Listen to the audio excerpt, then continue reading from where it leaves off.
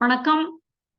போன லெசன்ல IFS எக்ஸாம்க்கு prepare பண்ணிட்டு இருக்கிற கேண்டிடேட்ஸ்க்கு ப்ரீவியஸ் இயர்ஸ் கொஸ்டின் பேப்பர்ஸ்ல இருந்து 20 சென்டென்சஸ் எரர் கரெக்ஷன் பார்த்தோம். இன்னைக்கு லெசன்லயும் இன்னும் 2 கொஸ்டின் பேப்பர்ஸ்ல இருந்து 20 சென்டென்சஸ் எரர் கரெக்ஷன் பார்க்க போறோம். ஓகே, ஸோ 20 சென்டென்சஸ் நான் எழுதி ரெடியா வச்சிருக்கிறேன். என்னன்னு பார்க்கலாமா? Share the screen. 2021 question paper la irundhu first 10 sentences. Every boy must look into their own book. So inga subject enna? Every boy. Pande every boy singular subject ku etha madri ingeyum oru singular form venum. Idu there is plural, right? So boy nu irukradanaala nama inga his potutomna correct ah irukum. Every boy must look into his own book. Okay, இங்க all boys இருந்துச்சுன்னா தேரும் போட்டு இங்க புக்ஸும் போட வேண்டியது இருக்கும். So அந்த use வந்து கன்சிஸ்டன்டா இருக்கணும். Okay, number 2, the magistrate issued order for his arrest. So இங்க இந்த ஆர்டர் இருக்குல்ல, it is a singular countable noun. singular countable nouns எல்லாம் ஆர்டிகிள் இல்லாம யூஸ் பண்ணக்கூடாதுன்னு நம்ம படிச்சிருக்கோம். ஸோ இங்க order starts with a vowel sound. So an order போடணும். The magistrate issued an order for his arrest. An order சொல்லலாம், இல்ல article இல்லாம orders ன்னு சொல்லலாம். He issued orders. Okay. Next. Neither Suresh nor Ramesh are going to the market. Now இந்த மாதிரி neither nor வரும்போது இது ரெண்டும் வேற singular subjects, right? Suresh Ramesh எல்லாம். அப்ப இங்க இஸ் போடணும், ஆர் வராது, ப்ளூரல் வெர்ப் வராது. neither Suresh nor Ramesh is going to the market. அதே மாதிரி தான் either or போடும்போது நீங்க ப்ளூரல் போடாம சிங்குலர் போடணும். இஸ், ஹாஸ், வாஸ், அந்த மாதிரி. Okay. Next. When I entered the compartment, I saw there was no place for me. So, இதுல என்ன error? இந்த place. நான் கம்பார்ட்மெண்ட்குள்ள நுழைஞ்சப்ப எனக்கு இடமே இல்லை. இடம்னா ஸ்பேஸை தான் நம்ம மீன் பண்றோம் ஆக்சுவலி. ஸோ அங்க வந்து அதுக்கு பதிலாக பிளேஸ்க்கு பதிலாக ரூம்னு போடணும். ரூம்க்கு ஸ்பேஸ்னு ஒரு மீனிங் இருக்கு. There was no room for me.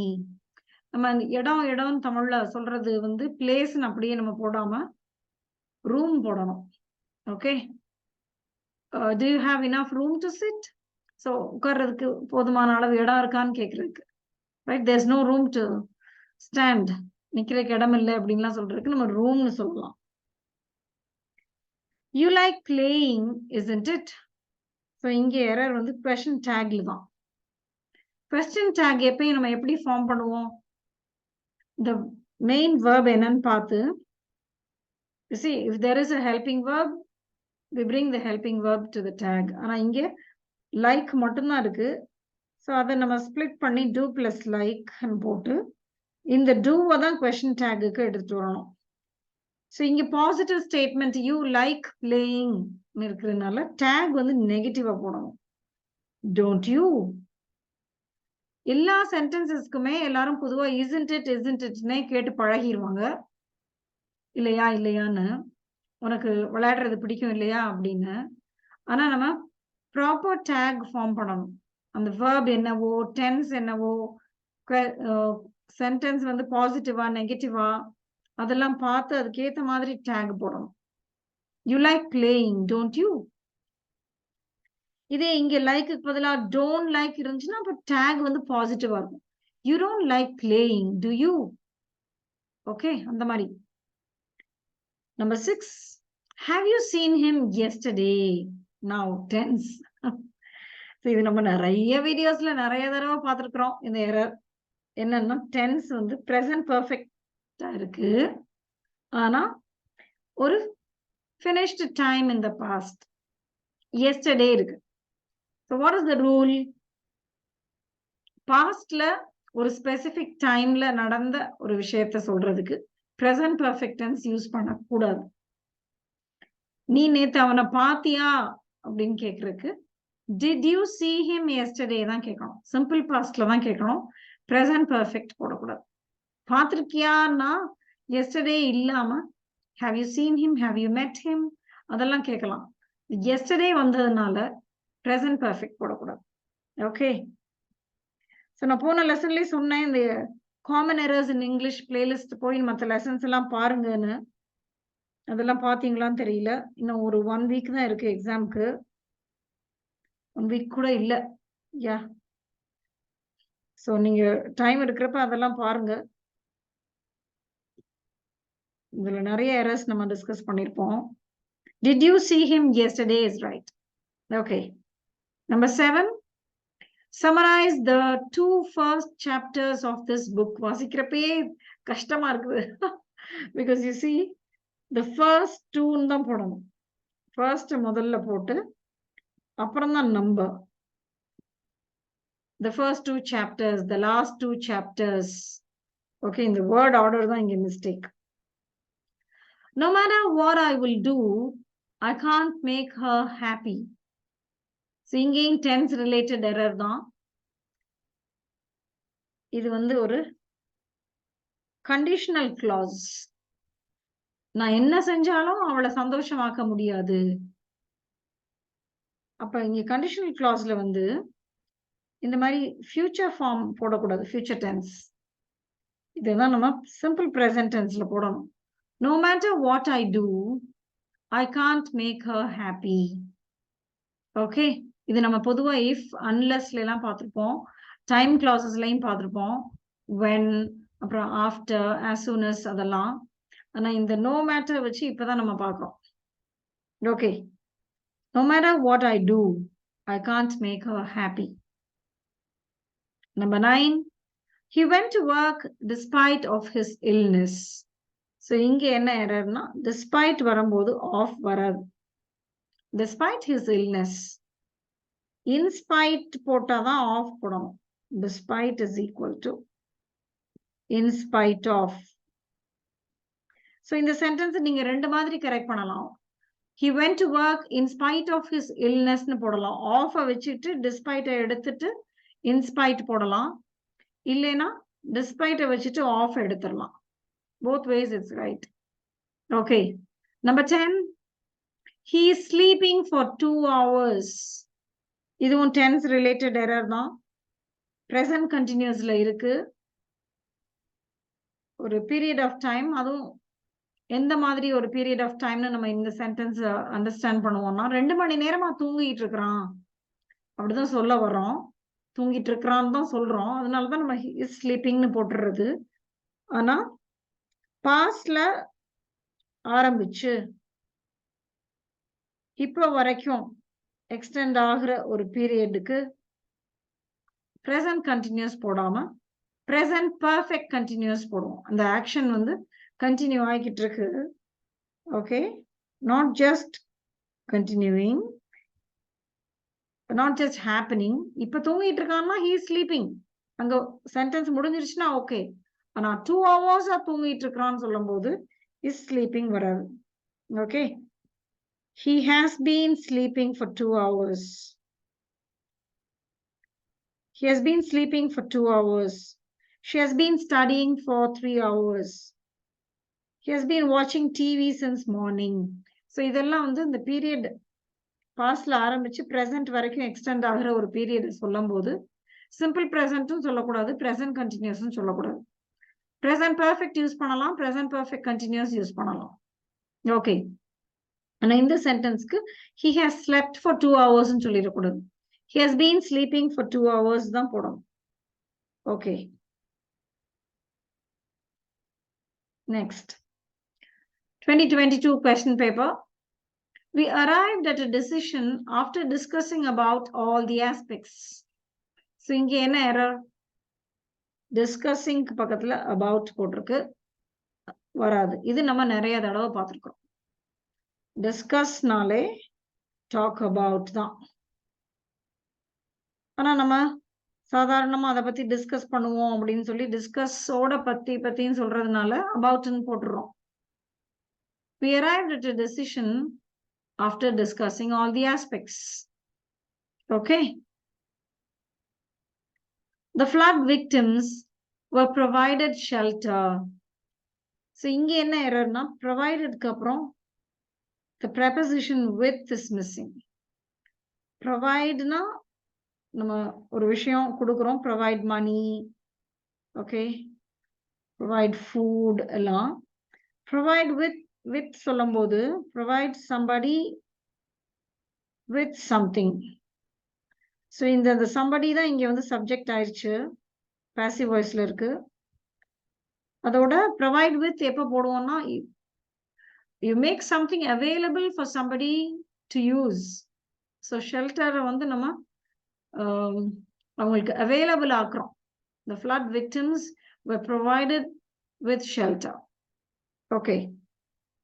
Number 3, we have built this house 20 years ago. Once again, have built present perfect tense la irukku. 20 years ago ங்கிறது finished point of time. 20 வருஷத்துக்கு முன்னால இந்த வீட்டை கட்டணும்னு சொல்ல வர்றோம். This is now and this is 20 years ago. So இந்த மாதிரி ஒரு past point of time சொல்லும்போது present perfect சொல்லக்கூடாது. இந்த டைம் மென்ஷன் பண்றோம்ல 20 years agoன்னு. So இங்க என்ன வரணும்? சிம்பிள் பாஸ்ட்ல தான் போடணும். We built this house 20 years ago. அவ்வளவுதான். yesterday நம்ம பார்த்தோம்ல அதே மாதிரி தான். Have you seen him yesterday வராது. Did you see him னு போட்டோம்ல the same way. Number 4, she stays in the campus. So இங்க preposition தான் error. On the campus is right. She stays on the campus. Okay. But that's the usage. That's the expression. Okay. On the campus, not in the campus. Let's go for a walk.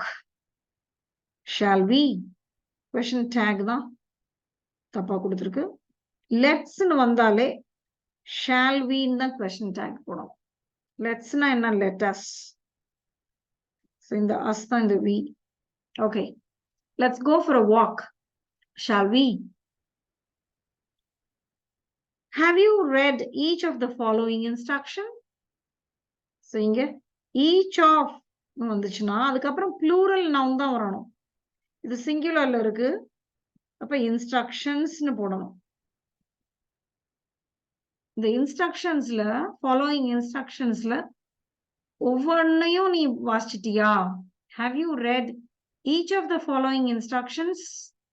Okay, நம்ம அந்த one of my friends இது நம்ம போன லெசன்ல கூட பார்த்தோம். one of போட்டு plural போடணும். அதே மாதிரிதான். Okay. One of, each of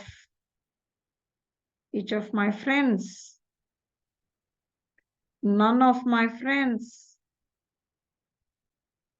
இந்த of போட்டு நீங்க சொல்லும்போது plural form தான் வரும். Next. Number 7.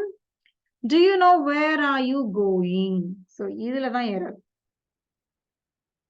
இது வந்து எப்ப கரெக்டா இருக்கும்னா ஒரு direct question நீங்க கேக்குறீங்கன்னா எங்க போற? Where are you going? That's right. ஆனா இங்க where are you going வந்து direct question இல்ல. Do you know? Okay.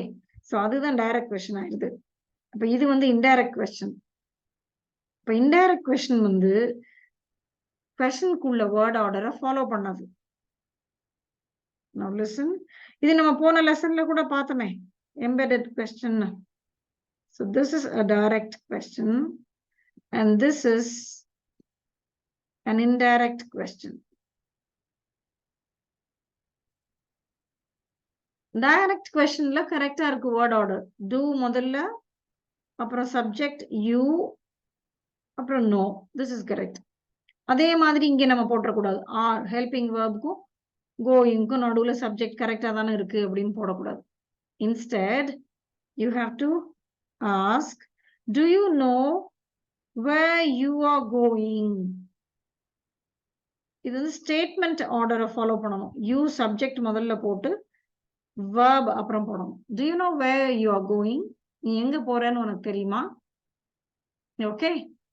அதே மாதிரி தனியா ஒரு கொஸ்டினை கேக்குறீங்கன்னு வைங்க, எங்க போற, எங்க போயிட்டு இருக்கிற, அந்த கொஸ்டினையும் நம்ம இது மாதிரி கேட்டக்கூடாது. Where you are going? Why you are crying? அந்த மாதிரி கேட்கக்கூடாது. Where are you going? Why are you crying? Why are you laughing? Okay. When are you coming? எப்ப வரீங்க? When are you coming? When you are coming னும் கேட்கக்கூடாது. So direct questionனா ஒரு word order, indirect questionனா ஒரு word order. அதை நம்ம கரெக்டா follow பண்ணணும். கொஸ்டினுக்கு ஜென்ரலி verb முதல்லையும் சப்ஜெக்ட் அப்புறமும் போடுவோம். சப்ஜெக்ட் வந்து கொஸ்டின் வேர்டே இருந்துச்சுன்னா அது வேற. But this is the general word order. Okay. ஸ்டேட்மெண்ட்ஸ்ல சப்ஜெக்ட் முதல்லையும் verb அப்புறமும் போடுவோம். ஸோ இதை தான் நம்ம ஃபாலோ பண்றோம். இன்டைரக்ட் கொஸ்டின்ஸ்ல வந்து ஸ்டேட்மெண்ட் மாதிரி சப்ஜெக்ட் முதல்ல போட்டுட்டு எஸ், யூ, அப்புறம் we are going. Next, every girl must submit their identity card. இது நம்ம போன கொஸ்டின் பேப்பர்ல எவ்ரி பாய்னு பார்த்தோமே, அதே மாதிரி இங்க எவ்ரி கேர்ள் போட்டு தேர்னு இருக்கு, அதை நம்ம ஹர்ன்னு மாத்த வேண்டும். அவ்வளவுதான். Every girl must submit her identity card. Okay. Girl இருக்கிறதுனால நம்ம ஹர் போடுறோம், சிங்குலர். ஓகே. நீங்க சில சென்டென்சஸ் கூட இது மாதிரி, இப்ப இந்த எம்பெடட் கொஸ்டின் எல்லாம் இருக்கு, இது மாதிரி கூட நீங்க 2-3 சென்டென்சஸ் காமெண்ட்ஸ்ல எழுதலாம். ஒரு பிராக்டிஸ் பண்ணலாம். ஒரு 2-3 சென்டென்சஸ் ஆவது எழுதலாம். The students' bags were lost. இதுதான் கொஸ்டின் பேப்பர்ல கொடுத்திருக்கு. ஆனா I don't find any error in the sentence. So question பேப்பர்லயே ஒரு தப்பு பண்ணியிருந்திருக்கலாம் அவங்க. இந்த அப்போஸ்ட்ரோஃபியை வந்து போடாம கொடுத்திருந்தா ஒரு error ஆயிருந்திருக்கும். This sentence is correct as such. எப்படி இருந்தா தப்பா இருந்திருக்கும்னா, அப்போஸ்ட்ரோஃபியே இல்லாம ஸ்டூடெண்ட்ஸ் பேக்ஸ் இருந்திருந்தா நம்ம வந்து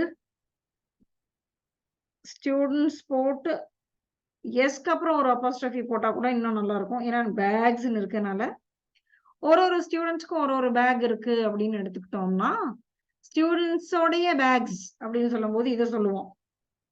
ஆனா ஒரு ஸ்டூடெண்டே 2-3 பேக்ஸ் வச்சிருக்கிறதுக்கும் சான்ஸ் இருக்குல்ல.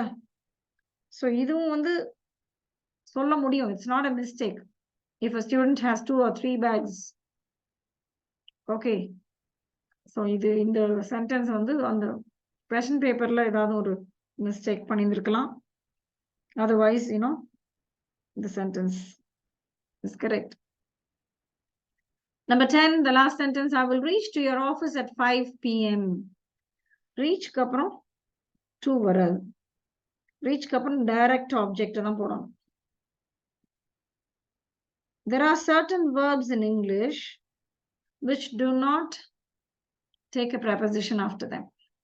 அதுக்கப்புறம் அப்படியே ஆப்ஜெக்ட் போட்டுறணும். டிஸ்கஸ் அது மாதிரி தான். டிஸ்கஸ்க்கு அப்புறம் about போடலைல. Discuss our plans. Inform him, inform to him னு போடக்கூடாது. அதே மாதிரி reach the office, reach to the office லாம் வராது. Okay. Yes, that's all. 20 sentences நம்ம பார்த்துட்டோம். ஸோ இதுல ஏதாவது டவுட்ஸ் இருந்தாலும் அவசியம் காமெண்ட்ஸ்ல கேளுங்க. சில பேட்டர்ன் நீங்க ப்ராக்டிஸ் பண்ணுங்கன்னு சொன்னேன். காமெண்ட்ஸ்ல 2-3 சென்டென்சஸ் எழுதி உங்களோட ஃப்ரெண்ட்ஸ் யாராவது IFS எக்ஸாமுக்கு ப்ரிப்பேர் பண்ணிட்டு இருந்தாங்கன்னா அவங்களுக்கும் இந்த வீடியோஸ் எல்லாம் ஷேர் பண்ணுங்க. கடைசி நேரத்துல பிரயோஜனமா இருக்கும். ஓகே. ஸோ இன்னும் ஒரு 2-3 வீடியோஸ் போடலாம் தான் இருக்கிறேன். ரீரைட் தி சென்டென்சஸ் as directed அது இருக்கு. அது போக இன்னும் கொஞ்சம் டாபிக்ஸ்ல கூட பண்ணலாம். Let's see if it's possible. இன்னொரு 6 days தான் இருக்கு எக்ஸாமுக்கு. Okay. Right. Thank you for watching. And if you haven't subscribed to the channel, please do. Okay. Thank you.